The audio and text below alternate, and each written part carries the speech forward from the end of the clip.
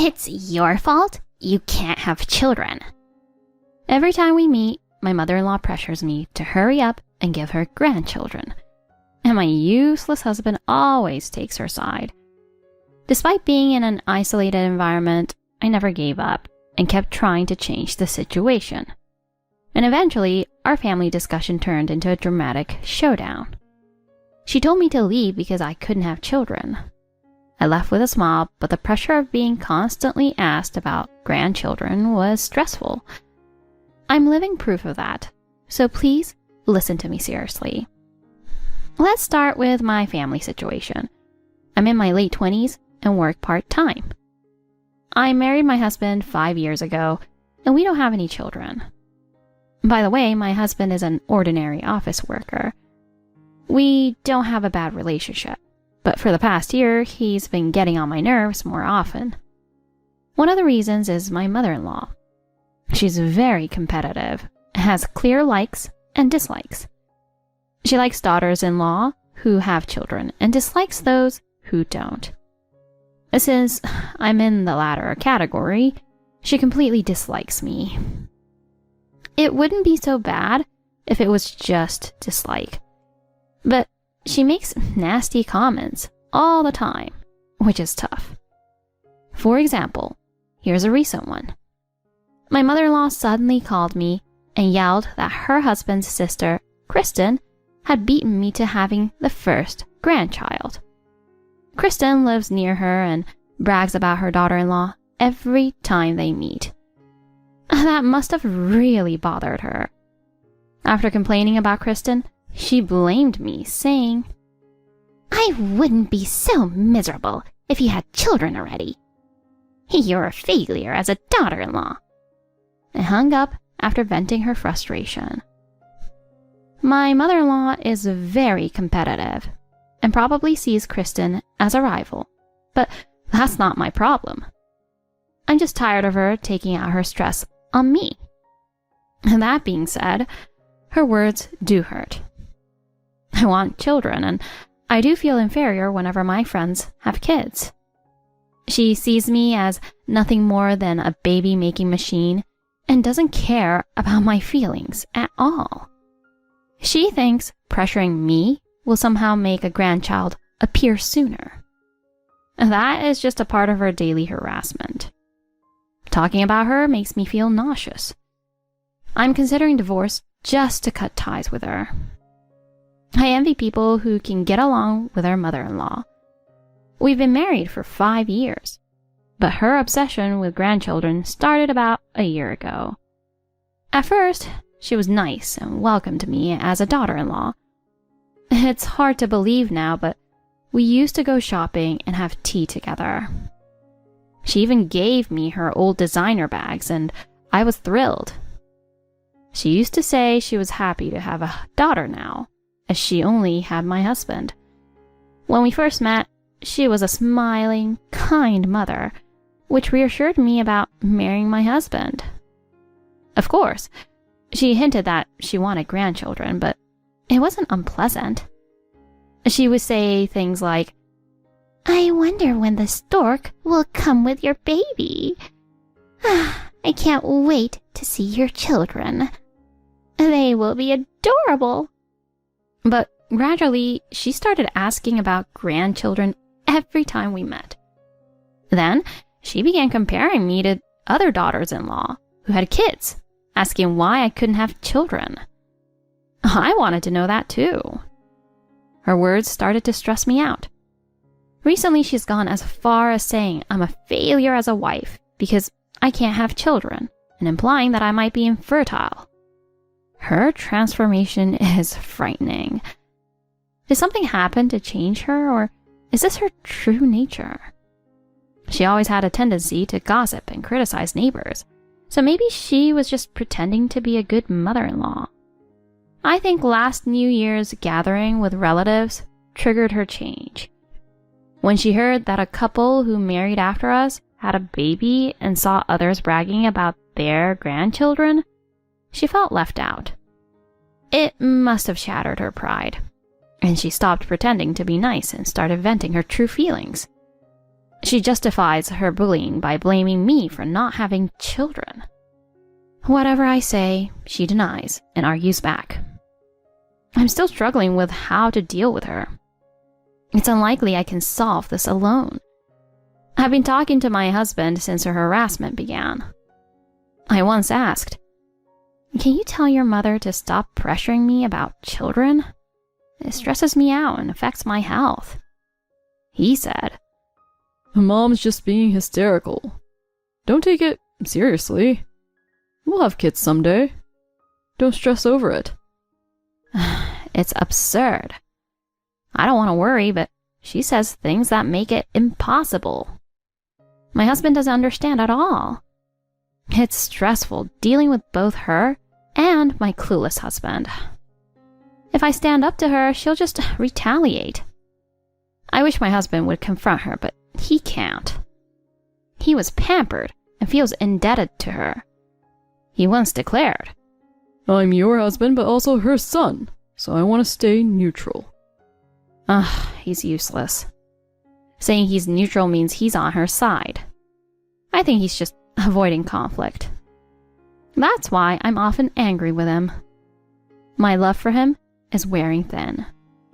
She blames me entirely for not having children, but I think my husband is partly to blame. He's always busy and never makes time for us. I often invited him on trips, but he usually said, "I want to relax on my days off." I gave up after being turned down so many times. No wonder we can't have kids. He says he wants children, but his actions don't match his words. As I've said, I've been considering the possibility of divorce. However, I've been holding off, waiting for the best timing. I'm not sure if he will be on my side, but I think my father-in-law is truly neutral. I hadn't seen him for 2 years and we hadn't been in contact much, but he has never belittled or looked down on me. When I think about it, my mother-in-law never bullies me in front of him. Maybe my mother-in-law pretends to be nice in front of him? My husband knows about this situation, but still sides with his mother, while my father-in-law might not even know about the bullying. If that's the case, maybe I should have consulted with him. If my father-in-law is truly reasonable, he would definitely be on my side after hearing the whole story. My mother-in-law will probably continue her bullying, so I think I'll gather evidence with a recorder for now. Evidence of her human rights violations might help in my divorce. I'll make sure to record our conversations from now on. Before getting a divorce, I might as well confront her thoroughly. The day came when I confronted her. It turned into a real showdown. My mother-in-law's calls continued almost daily. Even if I answered, it was always the same thing. She kept repeating, "Someone from so-and-so had a baby. When are you having one?" I decided to reduce the pointless stress by ignoring her calls for about 3 days. During that time, she called nearly 20 times. I was shocked by her persistence. Then, on the 4th day of ignoring her, she showed up at our house. "Why aren't you answering the phone? What are you thinking?" I was busy with things to do. "You can't be that busy. Is it strange for someone who doesn't have kids or isn't a stay-at-home mom to be busy?" "So you're saying I have free time too? Is that why you came all the way here today? What do you need?" "My friends have grandchildren. They look down on me because you don't have kids." I've heard that before, so you don't need to repeat it. Please leave. She looked frustrated that I brushed her off so smoothly, and then started her usual human rights violations. "You're an inferior woman who can't have kids. How dare you talk back to me? I was just trying to share information about kids with you because you don't have any mom friends. How could you disrespect my kindness?" She kept making self-centered comments, blaming me for not having kids. Normally I would have been hurt, but this time was different. I had recorded all her abusive comments, so I felt more at ease knowing I had evidence for a favorable divorce. After that, I couldn't just let her keep talking, so I responded. It's a problem between my husband and me that we can't have kids. Why am I the only one being blamed? My husband is also responsible because he doesn't make time for us due to work. She got furious. It's not my son's fault. It's common sense that the woman is to blame. Then it got even more chaotic. She said if I wanted her to forgive me for insulting her son, I should have a child by next year, and if not, I should leave and pay $30,000 in support. Why did money suddenly come up? Her logic was that I married her son, hiding the fact that I couldn't have children. She would never see grandchildren, she felt deceived, and she wanted compensation. Honestly, I don't understand her reasoning. In the end, she made her outrageous proposal and left in anger. That night, my husband suddenly got angry at me. Apparently, my mother-in-law exaggerated and told him, Your wife said it's your fault we can't have kids. He got furious. Why is it my fault? It's your fault we can't have kids. Since it's your fault, you should at least do something nice for my mother and give her $1,000 a month. He was saying the same nonsensical things as my mother-in-law, and I was completely fed up. Watching him get angry, I realized it was the perfect time for a divorce. By the way, I also recorded this conversation with my husband, thinking it might be useful during the divorce. Like mother, like son. He's hopeless. After my husband calmed down, I suggested we have a proper discussion with all four of us. This family meeting turned into an unexpected showdown. The meeting was scheduled a week later at our apartment. The first to arrive was my mother-in-law. As soon as she sat down, she started repeating what she had previously told me. There's nothing to discuss. My opinion remains the same. You don't have kids, you defy your mother-in-law, and you aren't fulfilling your duties as a wife. You hid the fact that you couldn't have children when you married my son, so you deceived us. Therefore, you need to take responsibility by either paying money or having a child. I hoped she would reflect on her words calmly, but she showed no signs of that. It became clear how self-centered she is. Even though my husband hadn't arrived yet, she kept talking as if the discussion was over. Moreover, she brought up old issues like a brand name bag she gave me, accusing me of taking advantage of her generosity. She was making things up. My husband believed everything she said, showing no neutrality. Is it true? Were you doing such things behind my back? No wonder my mother dislikes you. He was being manipulated by her. According to my mother-in-law, she had been spreading these stories around the neighborhood, and now everyone thought I was the worst daughter-in-law. Hearing her accusations, I got angry. If you feel like you were robbed, I'll return it immediately. You said you were giving me the bag, so I accepted it. I have no attachment to an old bag. And what do you mean I'm not fulfilling my duties as a wife? From my perspective, you're not fulfilling your duties as a mother-in-law by supporting me. Have you noticed that all you give me is stress? I have no intention of giving you any money. Unable to interject due to my tirade of angry words, my mother-in-law eventually retorted after a brief pause. If anyone's under stress, it's me. Because you haven't had a child, people around me think I'm a fool. It's compensation for my loneliness, so you should be the one to pay it. My husband then chimed in, saying, Mom might have gone too far, but as the daughter-in-law, you should be the one to compromise. This issue can be resolved with money. Just pay $1,000 a month. I'm covering the living expenses with my income, so it won't affect our household budget if you send money to my mother. He was still as clueless as ever. Seeing her son take her side, my mother-in-law got cocky and said arrogantly, You should leave. I responded with a smile. Got it. I'll leave. I stood up, went upstairs, and came down with a large backpack. What do you mean by leave? What's that luggage, Tina? My mother-in-law looked even more shocked when she realized I wasn't bluffing. I explained that I had intended to leave after this conversation and declared that I would be getting a divorce.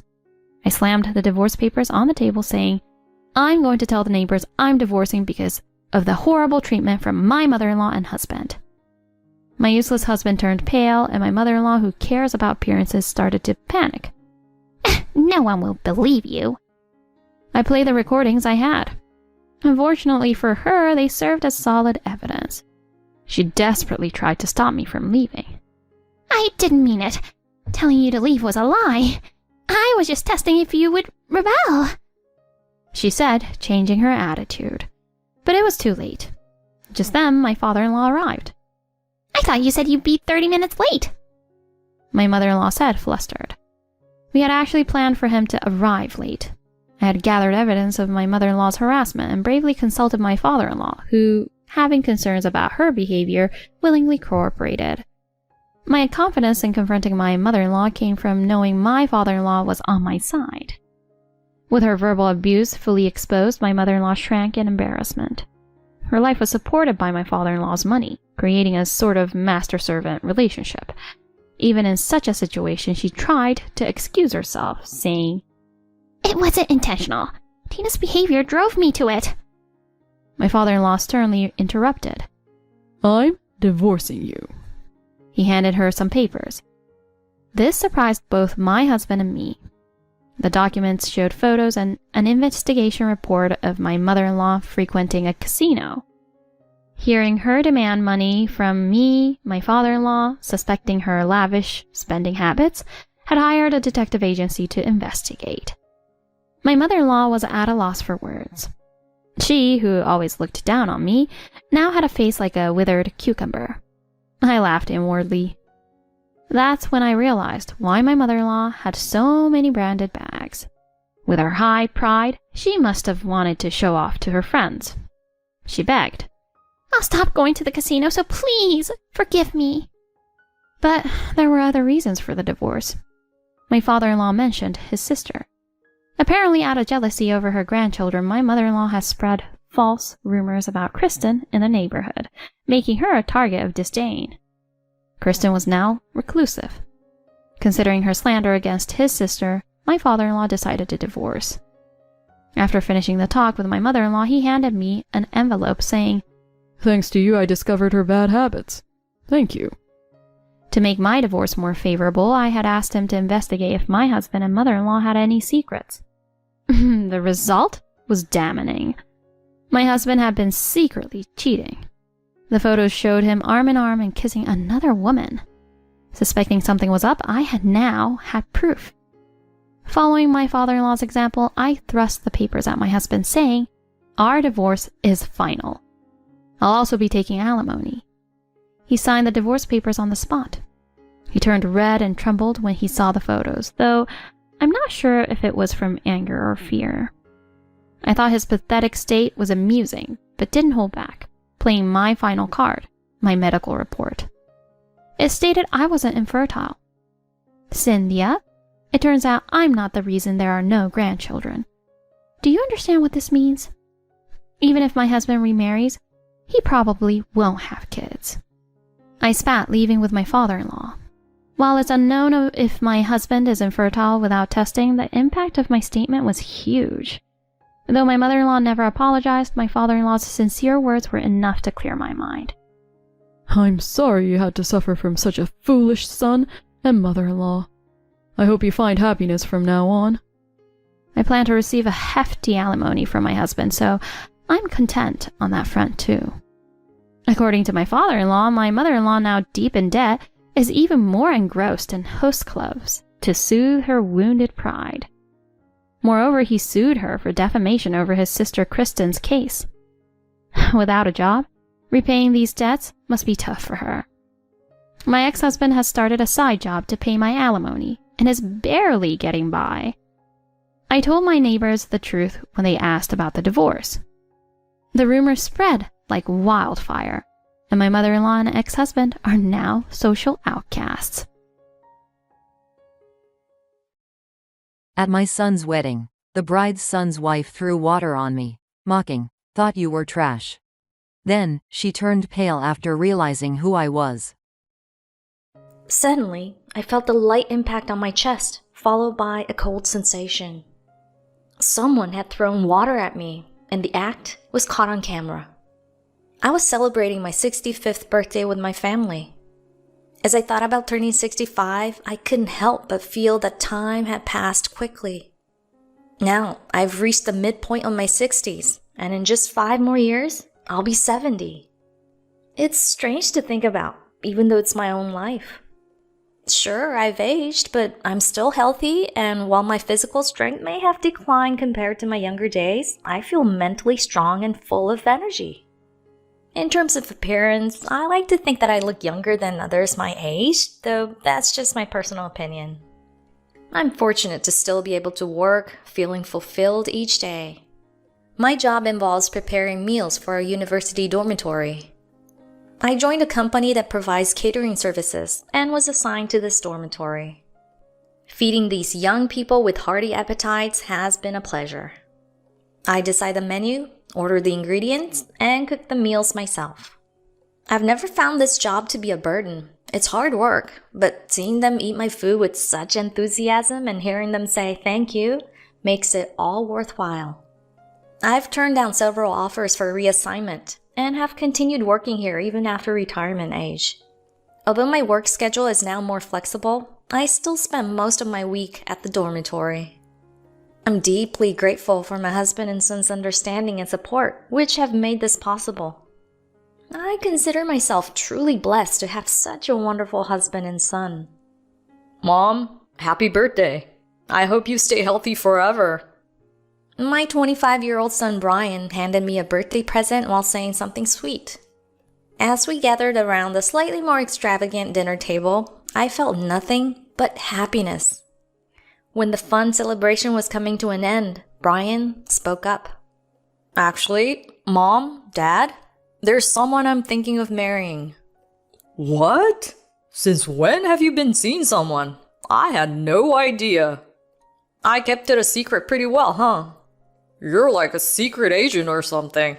A secret agent? That's not a very good analogy, Dad. A spy or something would have been better. My husband, Jack, always tries to lighten the mood, but his sense of humor is a bit off. Unfortunately, Brian seems to have inherited this trait, which leads to somewhat awkward moments. Neither secret agent nor spy quite fits the bill. I'm surprised, but it's wonderful news. So, what's she like? Brian works in sales for a food distribution company. He met Mary, his girlfriend, through business dealings with a company that makes prepared foods. She works in product development, coming up with new ideas for things like side dishes. She's really creative, Mom. I think you two would get along. It sounds like we might. Brian wanted to introduce Mary to us, so we tried to find a suitable time. Unfortunately, my husband's schedule didn't line up, so he'd have to meet her another time. That's too bad. I was really looking forward to meeting Brian's future wife. I even had some ideas to liven things up. Hearing this, I was actually relieved that my husband couldn't attend. Whatever he had in mind was probably off target, so it was best not to ask. When I first met my husband, he surprised me with an outlandish act, so I wouldn't be surprised if he had something similar planned. More than 30 years ago, I met him at a group date organized by a friend. There were supposed to be 3 men and 3 women, but one of the men was running late. The man who was late turned out to be my future husband. Sorry to keep you all waiting. When he finally arrived, he waved to us, and as he did, his hand fell off at the wrist. The women, including myself, screamed in shock. The 2 men who had arrived earlier seemed used to this and just chuckled. Whoops, there goes my hand. But don't worry, it'll grow back. He bent down to pick up the hand, then pulled out his real hand from inside his sleeve. Gotcha. Did I surprise you? Wasn't that fun? It was just a prank, but instead of finding it amusing, we were simply startled. My first impression of Jack was that he was a strange person, and I never imagined that I would end up dating, let alone marrying him. I still remember that day clearly, and my husband's love for pranks didn't end there. On the day of our wedding, he pulled another stunt just before the reception. He suddenly disappeared without a trace. I sat at the table, filled with worry and anxiety, wondering what had happened to him. The guests were starting to murmur among themselves, and I felt more and more uneasy. Just when I was on the verge of tears, a server approached me from behind and poured beer into my glass, saying, "Relax." At a moment like this, how could I possibly relax? When I turned around, I was shocked to see that the server was actually my husband, dressed in the venue's staff uniform. Allow me to serve today's star, my lovely bride. Nothing makes me happier than seeing my bride smile. My husband struck a pose, grinning from ear to ear. No one in the room knew what to make of the situation, but his friends, who were familiar with his antics, started clapping and cheering. This encouraged the other guests to join in, and the awkward silence finally turned into laughter. If it weren't for his friends' support, I'm sure the guests would have been appalled by my husband's foolish behavior. Although he considered the prank a great success, I couldn't help but think that his energy could have been better spent elsewhere. Instead of feeling joy on our wedding day, I was left with an uneasy feeling. We had hired a videographer to record the wedding, but I was unable to smile during the reception, so the video shows me looking anxious. Despite his childish pranks, marrying my husband turned out to be the best decision of my life. If there is such a thing as a fateful encounter, then meeting my husband was certainly one of those moments. When we got married, I was already 35 years old, and he was 5 years older. It was the first marriage for both of us. I hadn't really been interested in getting married because I was so focused on my career, and I hadn't met anyone special until I met my husband. Given my age, I wanted to have children as soon as possible. I knew there were risks associated with having a baby later in life, and I hoped to conceive quickly and have a healthy pregnancy. But having children isn't something that always happens as planned. We struggled to conceive, and as the years passed, my anxiety grew. After 5 years, I was beginning to accept that it might not happen for us. But then, just as I was preparing to give up, we were blessed with Brian. Both my husband and I were overjoyed, eagerly awaiting Brian's arrival. But even during Brian's birth, my husband couldn't resist pulling a prank. As Brian let out his first cry, my husband raised his arms in triumph, and his right hand suddenly fell to the floor. The nurse, caught off guard, stepped back in surprise. Whoops, my hand was born too. My husband laughed, revealing that he had kept the fake hand from all those years ago. Despite his antics, Brian inherited his father's sense of humor and grew up to be a kind-hearted, if somewhat mischievous young man. Fortunately, my husband's pranks never caused serious harm or offended anyone, and Brian seemed to have inherited this trait as well. Now, Brian had found someone to marry, and at 25, he was much younger than we were when we got married. There would be no worries about a high-risk pregnancy for them, and the thought of becoming a grandmother made me realize how much time had passed. Brian showed me a photo of Mary, and she was a beautiful woman with a warm smile. I was looking forward to meeting her. On the day we were supposed to meet her, I was nervous as I waited for them to arrive. Since Brian had moved out for work, this was the first time he was coming home since my birthday celebration. I'm home, Mom. This is Mary, my fiancée. Standing next to Brian was a woman even more beautiful in person than in the photo. "Hi, Rachel. Nice to meet you. I'm Mary."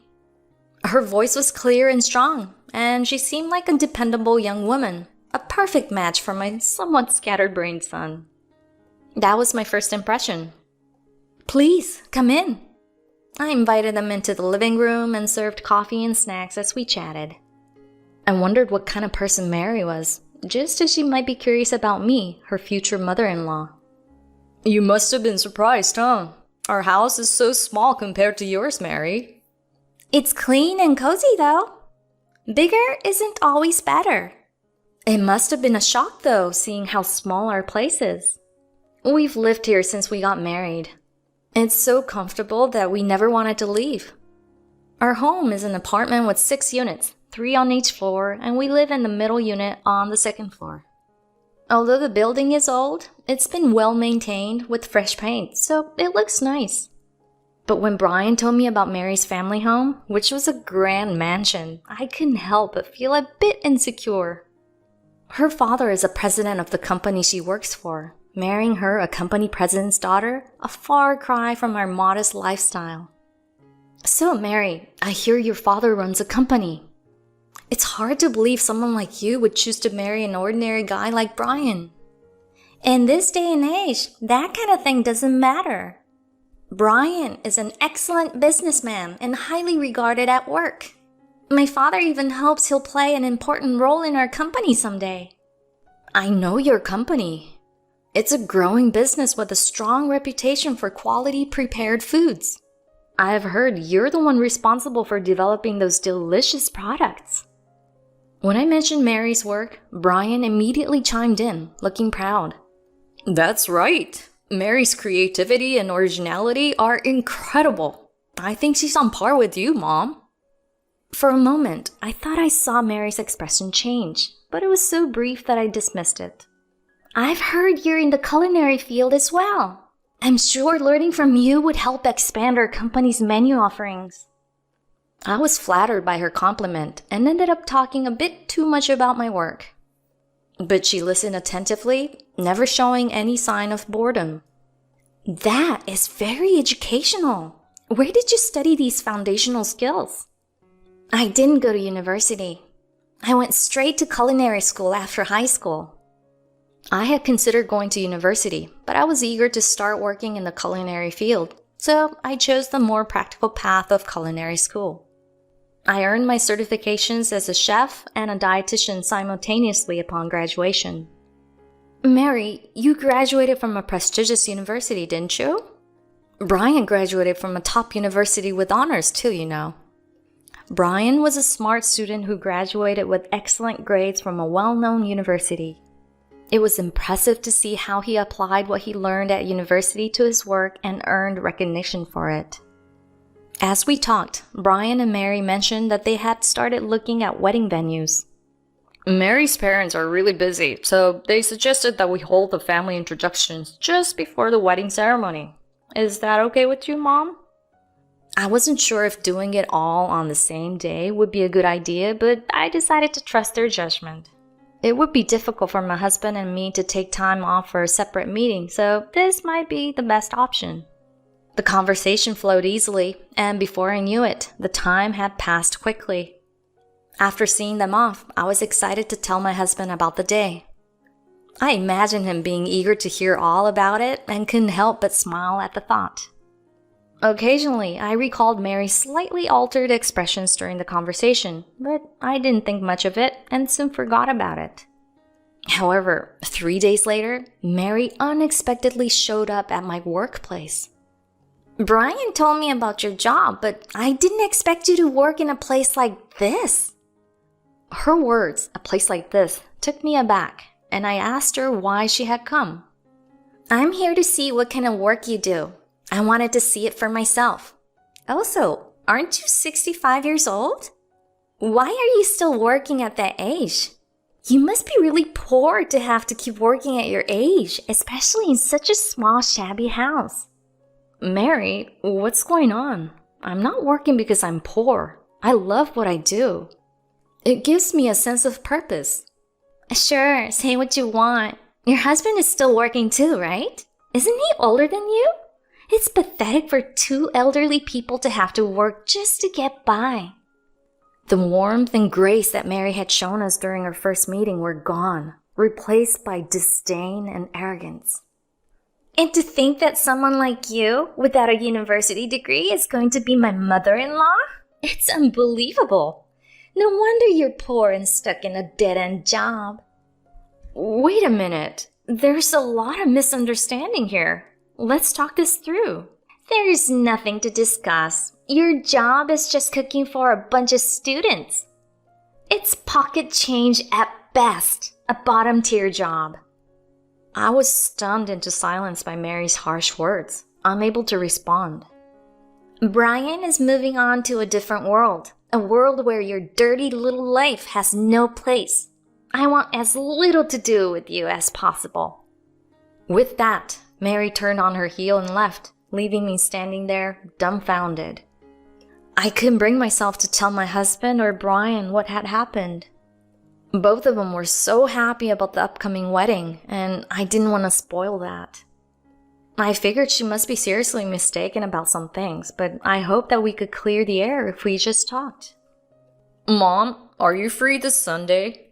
Mary's mom can't make it to the wedding dress fitting, so could you come with me instead? I have no idea about dresses." If I had a daughter, I would have loved to go dress shopping with her, so this invitation was appealing. "Brian, are you sure Mary is okay with me coming?" "Of course, Mom. Why are you even asking?" "No reason. I'm free on Sunday, so I'll go with you." I decided that this would be a good opportunity to clear up any misunderstandings with Mary and repair our relationship. But on Sunday, my plan fell apart, sinking like a stone to the bottom of a deep pond. Brian was running late, so I met Mary alone in the bridal shop's dressing room. As soon as she saw me, she unleashed a barrage of harsh words. "Why did you come? I thought you'd take the hint and stay away. You're so thick-skinned." "Mary, let's talk." "There's nothing to talk about. You're just going to dirty this place up. You're a poor, lowly cook with no education. What do you even know about dresses?" She didn't even try to hide her disdain, speaking to me with outright contempt. "You should just go back to your filthy kitchen and scurry around like a rat." Before I could respond, Brian entered the room, looking surprised. "Sorry I'm late." "Oh, Brian, your mother just remembered she has something to do and needs to leave. But don't worry, we'll pick out the dress together." "What?" Mary's lie was so smooth and natural that I couldn't even refute it. I had no choice but to go along with it and leave, supposedly due to an urgent matter. I've heard that some people can be very self-centered and unable to see things from others' perspectives, and Mary seemed to be one of those people. I began to worry if Brian would be okay with someone like her, but he didn't seem to notice her true nature. Meanwhile, the wedding plans continued, and invitations had been sent out. The wedding day was fast approaching. A week before the wedding, Brian came home saying he wanted to eat my homemade food. "This is it. This is the taste I grew up with. I think Mary could really benefit from learning this too." It had been a while since I'd seen Brian enjoy my cooking like this, so I was glad I put effort into it. "Oh, and yesterday, Mary and I tried something different. We went to a fortune teller for the first time." "A fortune teller?" "Yeah, I don't know why, but we decided to try it out after dinner. The fortune teller said that the day of our wedding is the peak of my luck, but leading up to it, I'm in a low period. So she advised against doing anything significant until the wedding day itself." Brian and Mary had planned to register their marriage at the local government office before the wedding, but the fortune teller advised against it, saying it would be better to wait until the wedding day. I usually don't take these things seriously, but she was so adamant that it made me reconsider, so I think I'll follow her advice. Mary wasn't too happy about it, but I think it's easier to remember if our anniversary and wedding date are the same. We laughed about it, but little did we know that we would soon be grateful to that fortune teller. The day of the wedding was blessed with perfect weather. However, despite searching everywhere, I couldn't find Brian, and my husband had also disappeared. I was starting to worry, especially since the family introductions were supposed to happen soon. While I was walking around, trying to figure out what to do, I suddenly ran into Mary, dressed in her wedding gown. "Mary, you look beautiful. By the way, have you seen Brian?" Because of what she had done to me, I didn't feel comfortable speaking to her, but I needed to find Brian. "Who knows? He seems to have vanished. But more importantly, why are you even here? Can't you take a hint? You're really stupid. This is why people with no education are so annoying." Mary's voice echoed through the empty hallway, but no one else was around except for a few staff members going about their work. "You're so annoying. I'm so sick of you." Just then, I felt a light impact on my chest, followed by a cold sensation. Oh, did you get splashed? You should be grateful. It'll clean up that shabby outfit. Mary had thrown the water from the glass she had holding at me. The water soaked my clothes, the coldness seeping into my skin. Maybe now you look a little cleaner. Mary laughed hysterically, relishing her own cruel joke. But I couldn't hold back my anger any longer. I won't say this again. I am proud of my job, preparing meals for thousands of students. I am nothing like you, and being in your presence is degrading. Just then, someone stepped in between us, and to my surprise, it was Brian. Mary, what the hell are you doing? I had no idea you were like this. Have you been deceiving me all this time? Brian, wait! This isn't what it looks like! And what's with your outfit? Brian was dressed in a staff uniform from the venue. I dressed up like this to surprise you, but I'm the one who got the surprise. This is a nightmare. As Brian and Mary argued, a middle-aged couple suddenly burst out of the room next door. Dad? Mom? What on earth are you doing? Mary's father looked shocked, and her mother stared at her in confusion. I didn't do anything! She's lying! Mary tried to blame me, but Brian wasn't having it. Don't even try, Mary. The whole thing was caught on camera. Everyone's been watching in real time. Brian pointed to a staff member holding a small camera, but as I looked closer, I realized that the person holding the camera was my husband. What are you doing in that outfit? Brian answered for him. We wanted to capture everything on film, especially the moments leading up to the family introductions. I got the idea from Dad's old story about pretending to be a server at your wedding. It turns out my husband had helped Brian pull off the plan. I'm so sorry for my daughter's behavior. Wait, did you say that Brian's mother is the woman I was just introduced to? Mary's father suddenly looked pale as he realized who I was. What's the big deal? Why does it matter if this woman is poor? Mary, do you even know who this woman is? She's not just anyone. She's a highly respected culinary expert. I can't believe you didn't know this.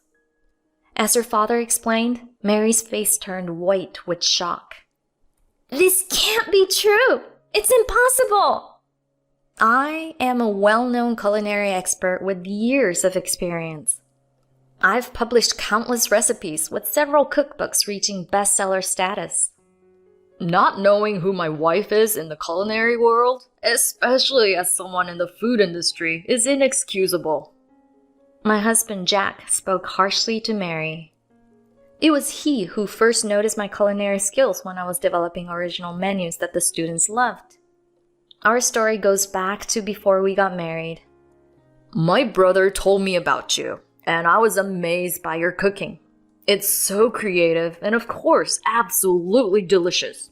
I had to ask you if you would publish a cookbook with us. My husband, who was working as an editor for a publishing company, asked if I would consider publishing a cookbook. He was known as a sharp and talented editor in the industry, and I later found out that he had organized a group date as a way to meet me. At first, I declined, thinking my cooking wasn't good enough. But my husband's persistence paid off, and the cookbook became a huge success. That's how my career as a culinary expert began. While I was lost in these memories, I heard Mary's father scolding her, which snapped me back to reality. Remember when I told you we were planning a big collaboration with a famous culinary expert? Well, this woman is that expert. How could you not know? That can't be true! This has to be a mistake! Someone as ignorant and rude as you could never make good food. Oh, by the way, I'm Rachel's brother, and the one who introduced her to Brian. Mary and her parents froze in shock. That's right, Uncle. I completely agree. Brian nodded at his uncle, who was also the president of the company. If this is how someone in your company behaves, we'll have to reconsider our business dealings and investments. Please wait. If we lose your investment, our company won't survive. Our reputation hinges on this collaboration with Mary, so we can't afford to cancel it. Realizing that his company's survival was at stake due to Mary's actions, her father's face grew paler by the second. When I was in college, I was so grateful for the delicious meals my sister made for us. Everyone in the dorm felt the same way, and some even formed a fan club for her. If they found out what happened today, they wouldn't take it lightly. Mary and her parents stood there, horrified as my brother recounted the deep respect the students have for me. I was just doing my job, but the students were so appreciative that some even cried when they graduated and left the dorm. As my reputation grew as a culinary expert, former students started a fan club for me, which eventually grew into a sizable group. While everyone else was talking, I couldn't get a word in edgewise, but there was something I needed to say to Mary. You called our apartment shabby and assumed we were poor, but that apartment building is ours. The unit you visited is the one we moved into when we first got married, and we kept it the same out of sentiment. The other 5 units have been renovated and rented out. I couldn't stand the thought of our beloved home being looked down upon, so I needed to clear that up. Mary, I'm calling off the wedding. We clearly aren't compatible, and it's better we found out before it was too late. As soon as Brian said this, Mary broke down in tears. The wedding was called off, and the guests were served the food that had already been prepared. The monetary gifts were returned, and Mary's father covered the wedding expenses, which she would have to pay back gradually. She was also fired from her job and sent to work at a relative's lodging facility. Word of what happened at the wedding quickly spread, and even if Mary hadn't been fired, she likely would have resigned due to the cold reception she received from everyone around her. While the situation was unfortunate, Mary's father took responsibility as a company president and imposed the appropriate consequences on her. Because of that, I decided not to cancel our collaboration, and my brother continued the business relationship with their company. Without her, there would be fewer concerns moving forward. Although I hadn't told Brian, I went to visit the fortune teller who had advised him to oppose their marriage registration. I wanted to thank the fortune teller for her guidance. Oh, so that young man was your son? I'm glad I could help. You know who I am? Yes, I was one of the students who enjoyed your meals at the dorm. I'm also a member of the Rachel fan club. The fortune teller had been a corporate executive who retired a few years ago and turned to fortune telling as a hobby. It's amazing how connected we all are in this world. I hope that Brian will move on from this experience and continue to grow. He's still young, and I'm sure he'll find a suitable partner in the future.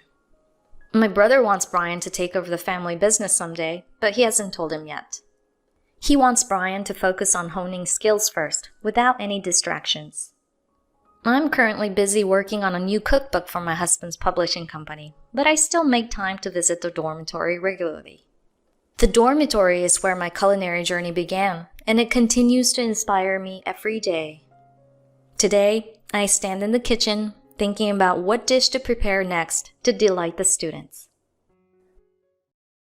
At a relative's gathering, I just have tea though others have high-end sushi.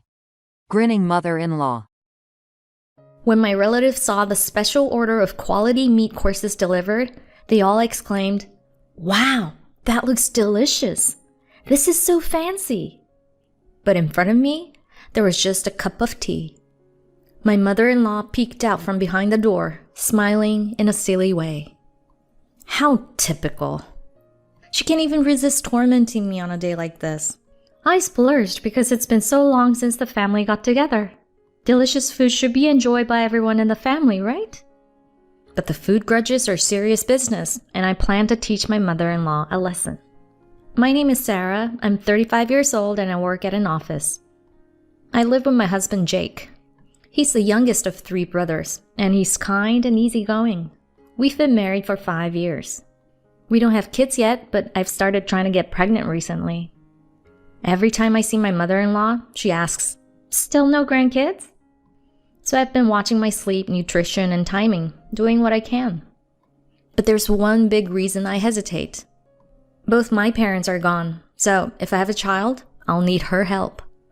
She's almost 66, divorced, and living alone, but she's still pretty active, working part-time. The thing is, she probably hates me. She calls me every 2 weeks and insists we come over for dinner, but it's clear she dislikes me for stealing her precious youngest son. I can only imagine how much worse it'll get if we have kids. Once, when Jake and I visited his mom's house, Jake stepped out to use the bathroom. The moment he left, she gave me a hard look. "Sarah, hasn't Jake gained some weight?" "Really? I don't think so." "Oh, he definitely has. It's your duty to keep your husband healthy. If he gains weight, he'll get sick. I'm sure you've been feeding him nothing but greasy food." I had never heard that it was my duty to manage my husband's weight. I try to make balanced meals and we both avoid heavy foods. Besides, she's blaming the wrong person. I'm eating the same things and I haven't gained weight. And I can't control what he eats at work lunches or when he's out with his friends. I think it'd be more effective if you told him directly instead of me. "What? That would hurt his pride. It's your job to look after him."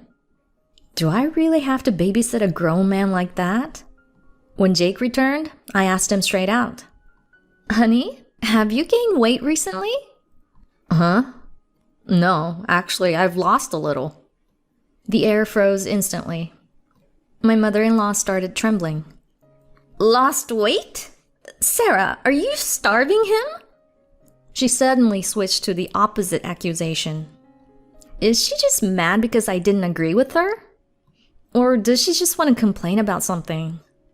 "Poor Jake, he looks so skinny now. If people start gossiping about how you're a terrible wife for making him skinny, it'll be your fault, Sarah." I was speechless. Whether Jake gains or loses weight, I'm the one who's gonna be blamed. "What's with that look? It's rude to treat your elders like this." I sighed at her words. She only plays the elder card when it suits her, even though she's still very sharp and active. It's not normally a comfortable environment at Jake's mom's house, but since she insists, we often end up staying for dinner. She prepared seasonal vegetable dishes and fresh raw fish from a neighbor who loves fishing. The food was beautifully plated with fried rice and warm corn soup for each person. "Let's eat." I was given nothing. I only had a cup of tea in front of me. I didn't say I wasn't hungry." "Oh, but you said you didn't want anything, didn't you?" "I didn't say that." "Well, sorry. I must have misunderstood. You know, I'm just an old lady." At first, I believed her when she said it was a mistake. But she pulled the same trick every time. When she apologized, saying, "I'm just a forgetful old woman," I couldn't say anything back. She's cunning like that. So today, I held back my hunger, saying, "No, that's fine."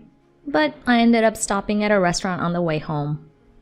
My husband Jake is clueless about his mom's bad behavior. He's a bit unaware, but he's also kind. He doesn't take his mother's side, and he tells me not to worry too much about it. But the unexpected expense of having to eat out every time we visit is starting to annoy me. And with Jake eating 2 meals, he's actually starting to gain weight. I'm tired of being the polite, long-suffering wife. One day, after being served only tea, I said, "Let me help you out, Mom." I got up and served myself some rice and corn soup.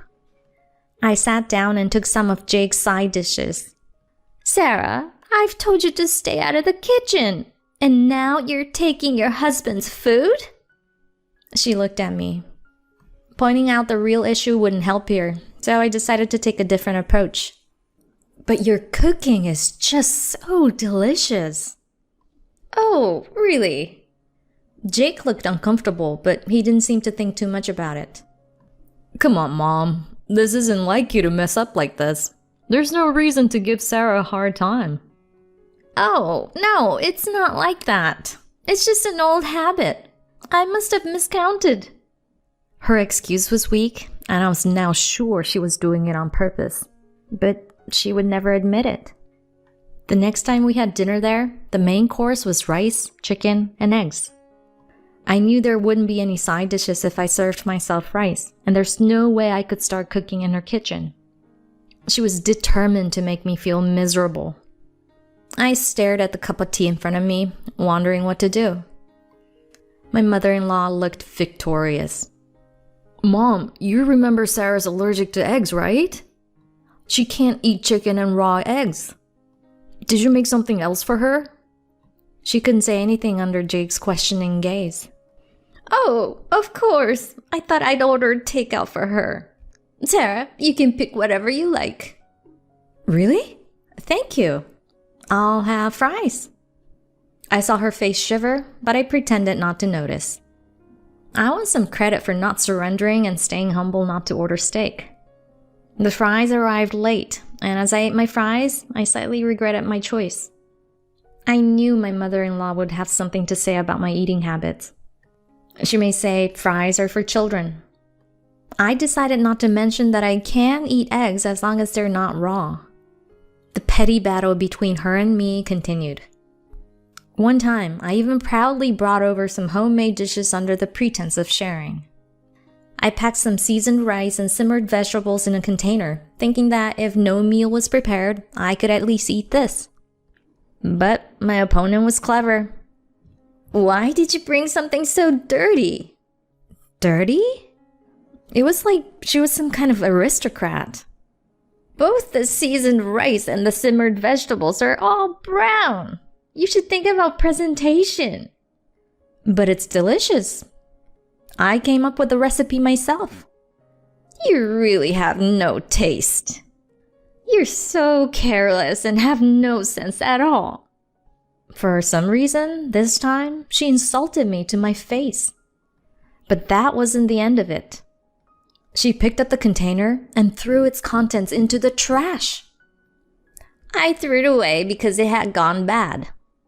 That's impossible! At that moment, my husband Jake returned. What's going on? Why are you shouting? My mother-in-law, who had a fierce look just a moment ago, quickly changed to a smile. Sarah's cooking had gone bad, so I threw it out. Oh, that's too bad. It's usually so tasty. Tasty? That brown food?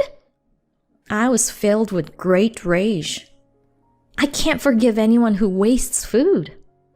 That day, once again, I only had tea prepared for me, so I drank it down defiantly. You must be really thirsty. Seeing her smirk only made me angrier. I won't forget this, I thought, holding a grudge over the wasted food. A week later, we all gathered to celebrate my niece's birthday. The relatives all came together for a meal. Jake's 3 brothers' wives and their children were there, along with his uncle, aunt, and cousins, people we hadn't seen since our wedding. The atmosphere was lively and festive. The doors to the recreation room were taken off and the tables were pushed together. But even in such a setting, my mother-in-law didn't change her usual behavior.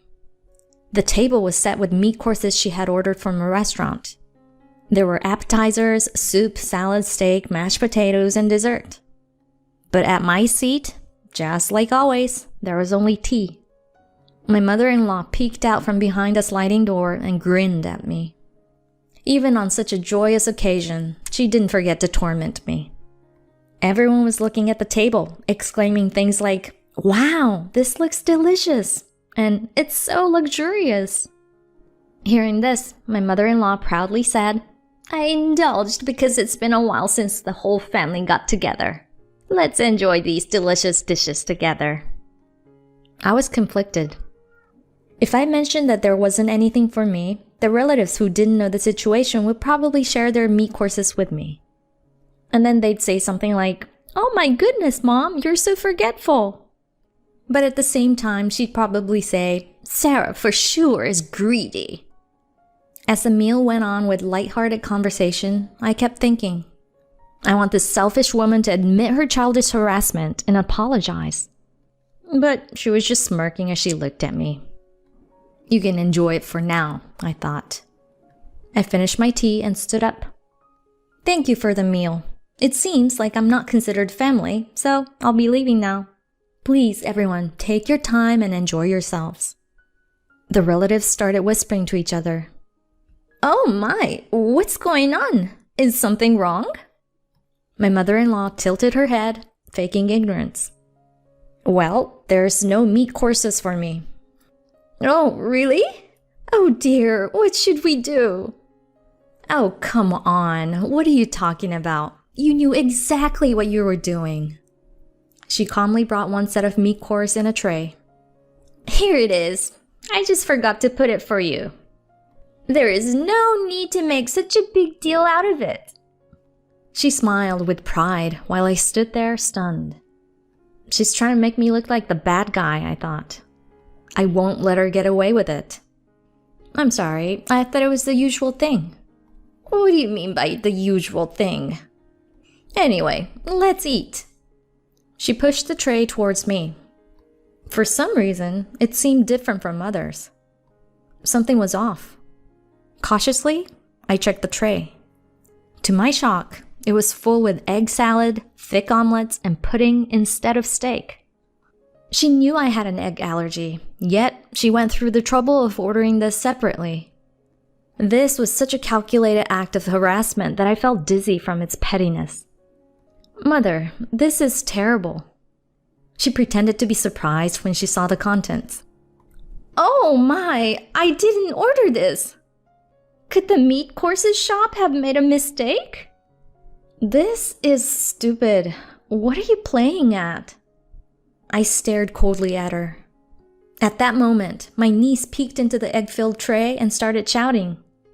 Can I have some?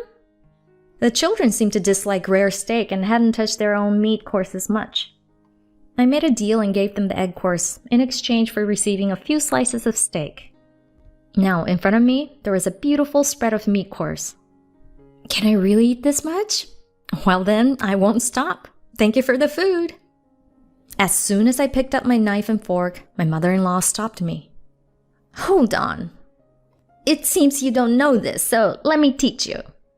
Normally, daughters-in-law only eat the appetizers. What? This is stupid. I've never heard of such a thing. I froze with my knife and fork still in my hand. Finally, she revealed her true colors in front of the entire family. Taking advantage of this moment, she snatched all the meat courses except the appetizers. And you shouldn't give your food to the children. They need to eat everything, including the steaks. Her sinister smile scared me. She was telling me to eat something I'm allergic to. Does she realize how dangerous that is? I lost my appetite, so I put down my knife and fork. The other daughters-in-law did the same. What's wrong? Is everyone already full? The other daughters-in-law looked sad. She seemed unaware of the impact of her words. One by one, the daughters-in-law began apologizing. I'm sorry for eating the steak, even though I'm just the daughter-in-law. I'm sorry for drinking the soup, even though I'm just the daughter-in-law. And I'm sorry for eating mashed potato, even though I'm just the daughter-in-law. The sight of the daughters-in-law apologizing one after another upset mother-in-law. No, that's not it. It's not like that at all. When I said daughter-in-law, I meant Sarah. The daughters-in-law exchanged uneasy glances. We're daughters-in-law too. Does that mean we're not recognized as such? My mother-in-law began to stammer. No, that's not what I meant. Well then, let's ask everyone here. Mother, you always served me tea only. Every single time. It's because I'm not considered family, isn't it? Sarah, be quiet. It's fine, I understand. But treating me like this when you know I have an egg allergy is just too much.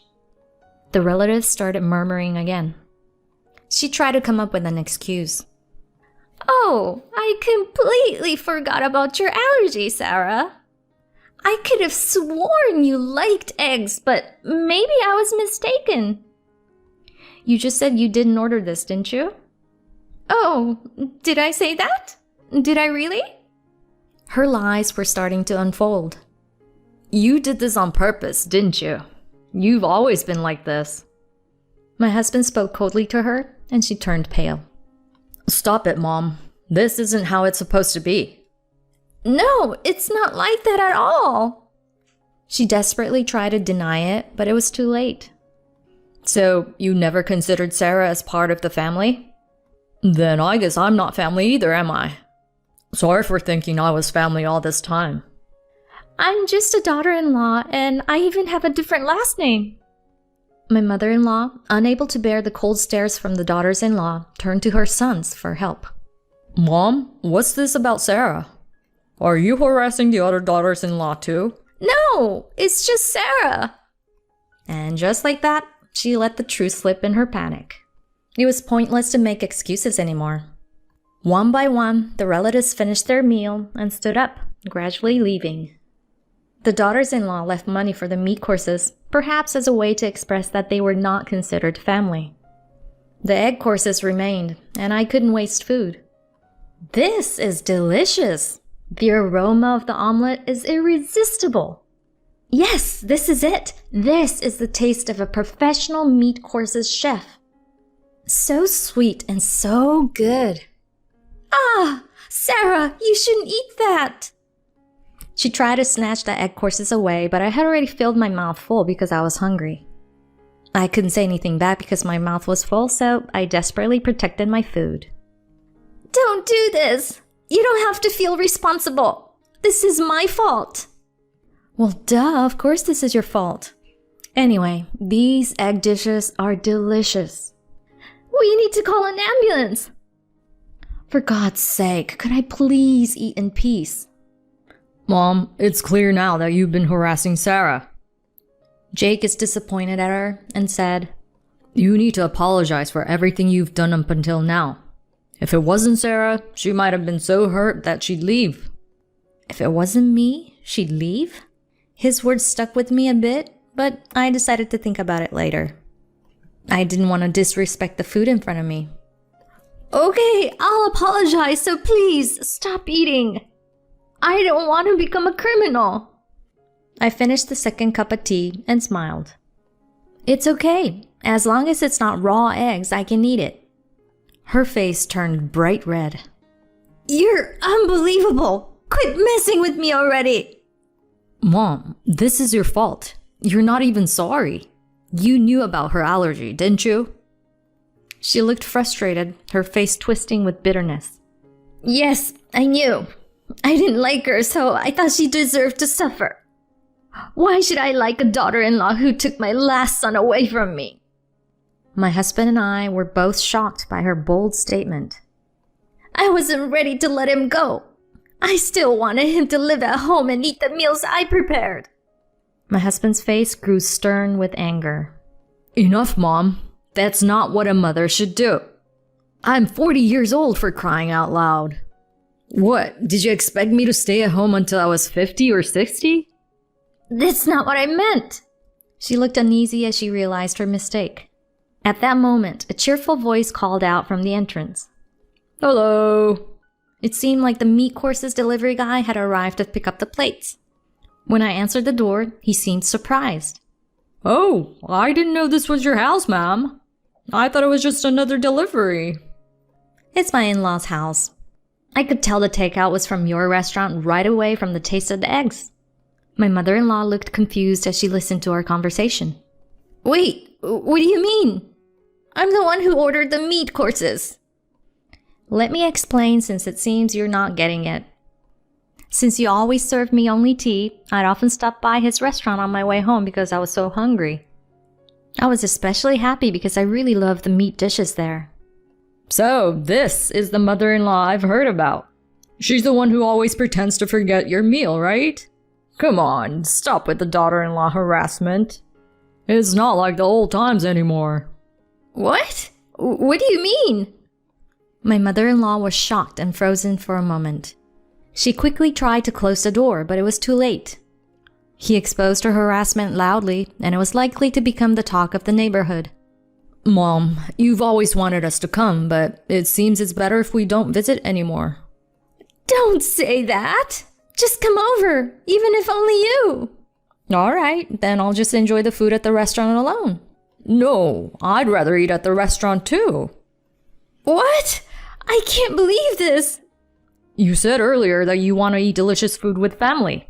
My wife is my only family. What? Why would you say that? It's the daughter-in-law's fault. It's all her fault.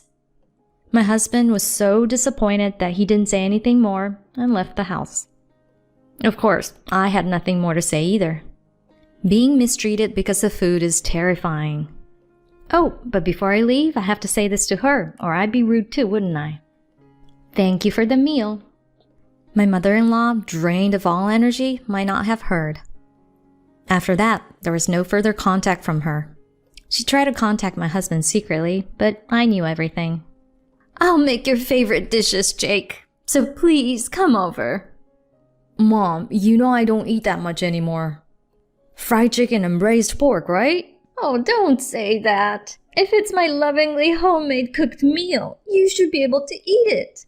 Mom, considering my age, I can't eat like I did when I was a student. Why are you saying that? It seems she was completely out of touch. I'm not gonna visit you for a while. Why would you say that? Eventually, my husband's brothers also decided to distance themselves from their mother. The incident revealed that each of their wives had been mistreated as well. They were relieved to find out that they weren't the only ones being mistreated. The wives contacted me to apologize and thank me. Apparently, she would tell them these kinds of things. You only brought this souvenir?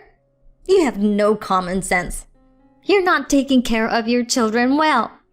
You're not a thoughtful daughter-in-law. Apparently, they had also been mistreated in the past, but they didn't visit as often. I was surprised to learn that the same thing kind of harassment happened to others. When they try to help in the kitchen, she says, I'll leave the rest to you, and dumps all the cleanup on them. On top of that, she criticizes the seasoning and presentation of the dishes. Wait a minute, I never helped in the kitchen. Was there something wrong when I try to help? My husband eats a lot without complaining, and I don't think my cooking is bad. When I was thinking that, my husband said, Maybe it's because your cooking is unique? What do you mean? Well, you always add seasonings by guesswork, and you end up eating most of it when you taste it. What? I didn't catch what you said. Anyway, it's best not to worry about the details. Whether it's a gourmet meat dish or a homemade meal, the most important thing is eating together with everyone. I'm sure the baby will love food just as much as you do. Is that true? I nod slowly. I just found out yesterday. Wow! I'll definitely take at least a year off for parental leave, so leave the childcare to me. We may not have to depend on his mother after all, as my husband is eager to take care of the baby. Our baby might love eating as much as you do.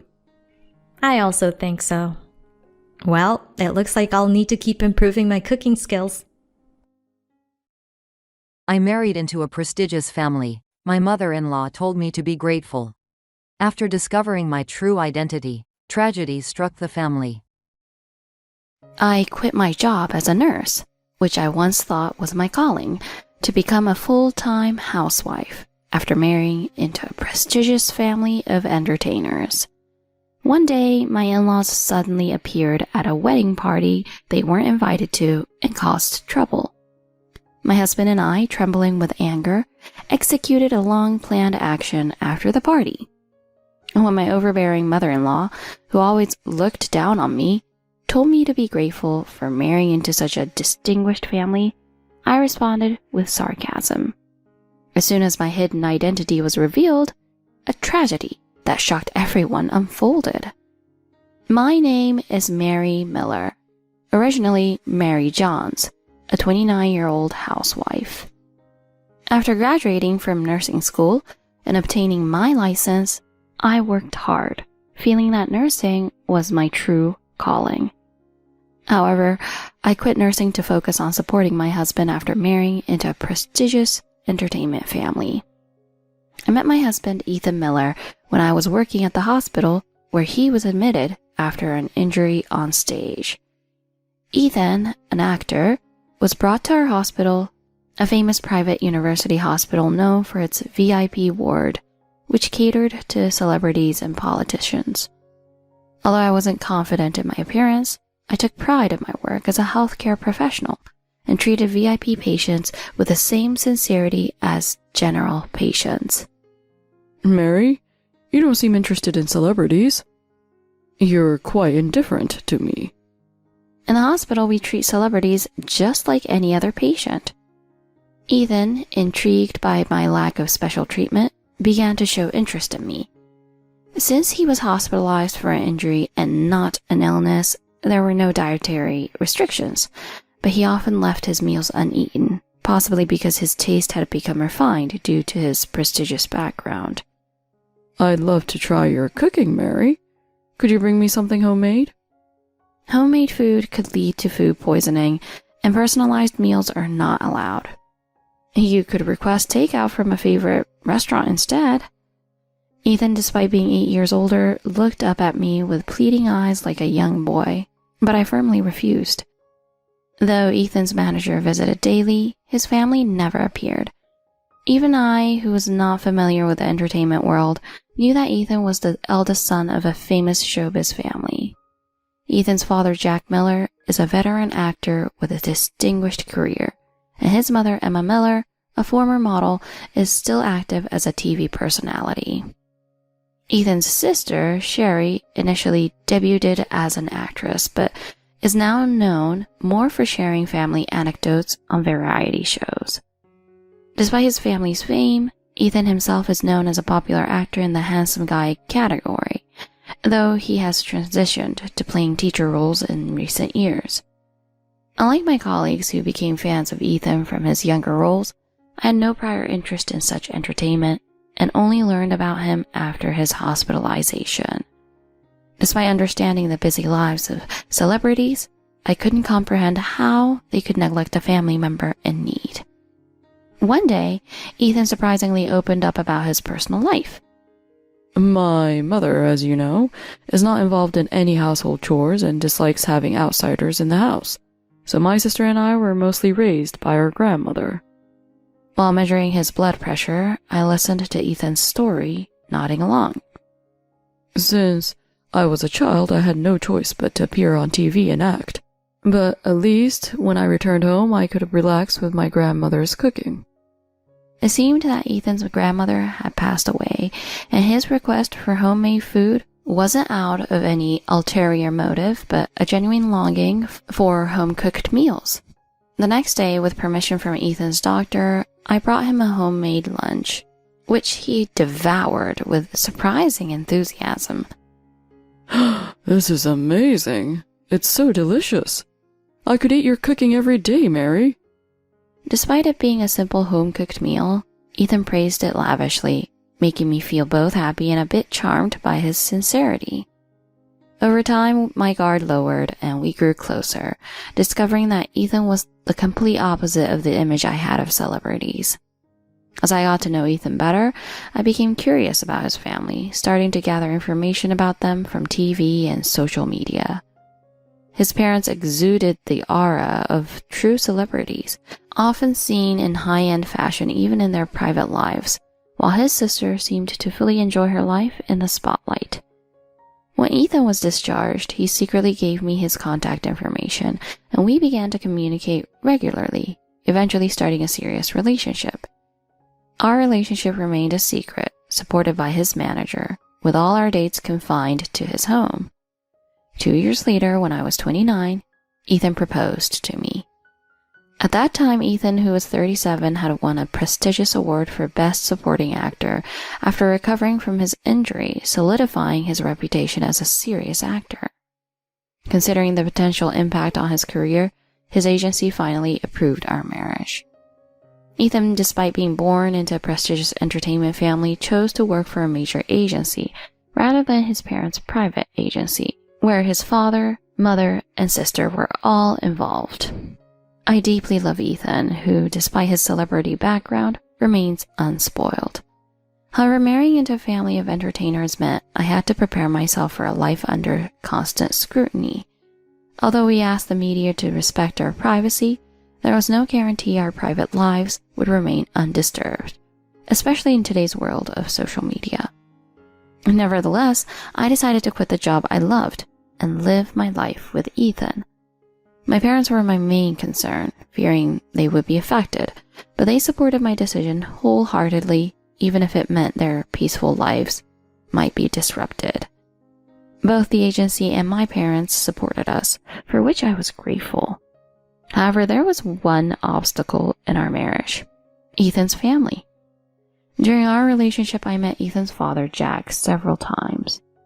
I even cared for him during a brief hospitalization at my hospital, so when we informed him of our engagement, he gave his approval without hesitation.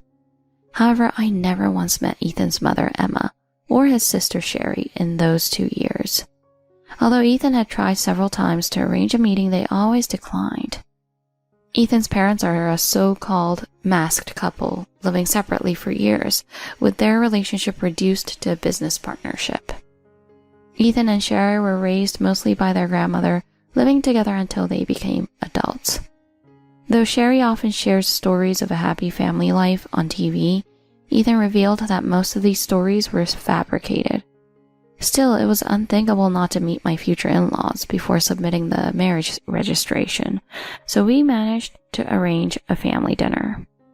It had been years since Ethan's parents met privately, outside of work.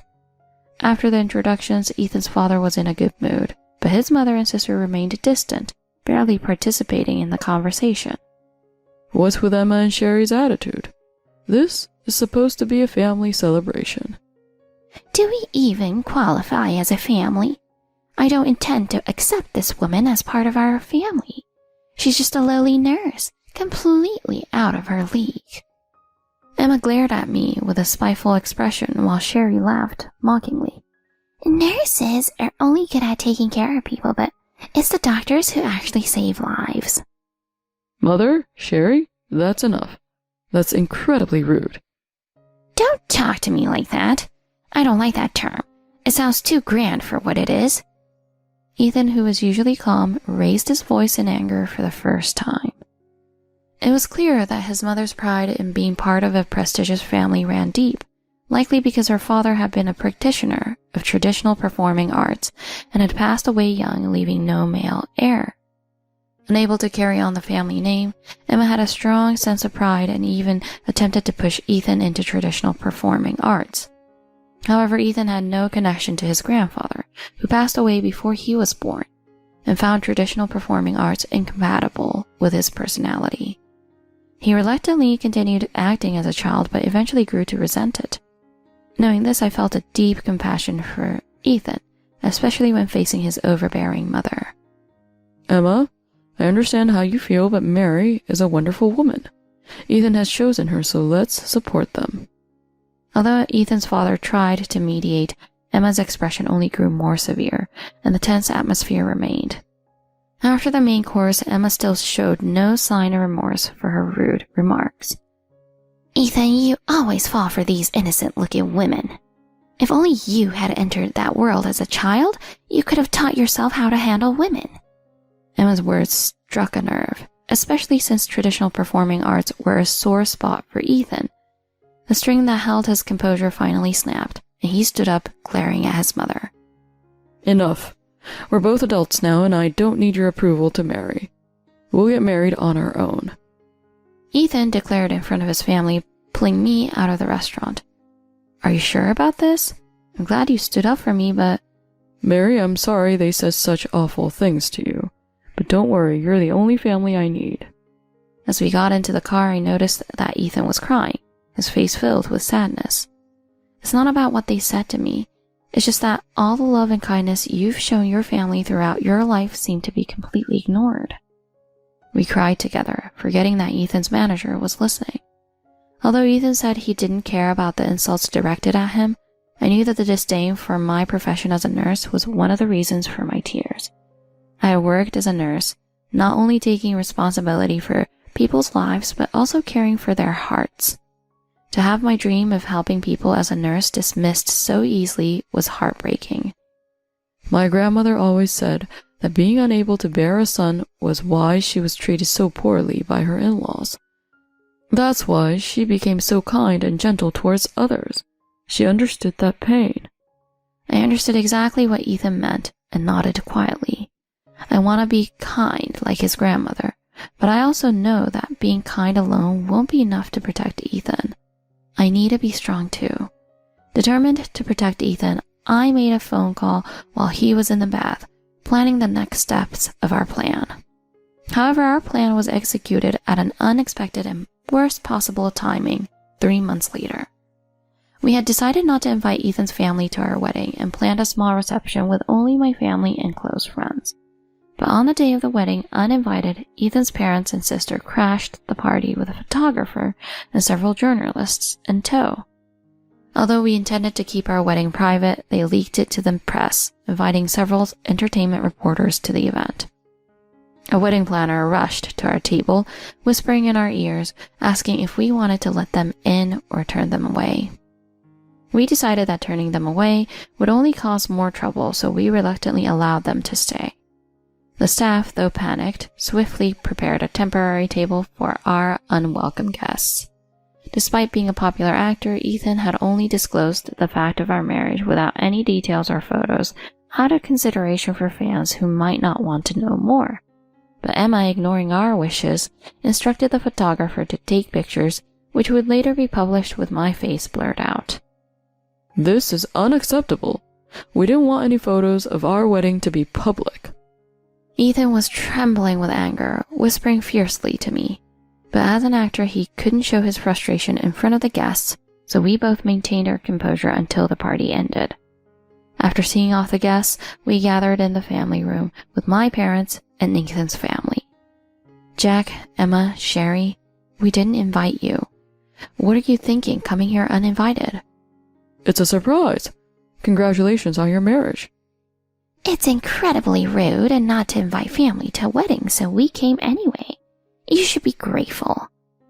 Now, you'll have some beautiful photos taken by a professional photographer. Listening to their ridiculous reasoning, I felt my anger rising. We didn't plan to announce our wedding or share our photos publicly. What a waste. This is your chance to make some money. Why don't you want to sell your private life like the rest of us? This is why I didn't want Ethan to marry a nurse. I wanted him to marry a doctor or someone more prestigious. Rather than being shocked, I felt a mix of pity and disbelief at Emma's attitude. Be grateful for marrying into a prestigious family? Your reputation is amazing, isn't it? My sarcastic comment was the signal for our counterattack. At that moment, my childhood friend Lisa entered the room. It's well known that if you mention Jack Miller's name in certain places, many women will claim to be his mistress, and they're not shy about it either. Who are you? Lisa handed her business card to Emma, Jack, and Sherry. My parents, who knew Lisa well, stood silently watching. I could see the shock on their faces as they read her card, realizing she was a journalist. I've gathered plenty of evidence over the past 3 months. I have photos that could make quite a scandal. So what? This kind of thing is common in the entertainment industry. It's nothing new. Emma, unperturbed, even defended her husband as expected. I see you're unfazed. Truly impressive. But I have more than just gossip. Lisa then showed them photos of Emma closely interacting with a married traditional performing artist who was once her father's disciple. Another photo showed them entering Emma's home together. What is this?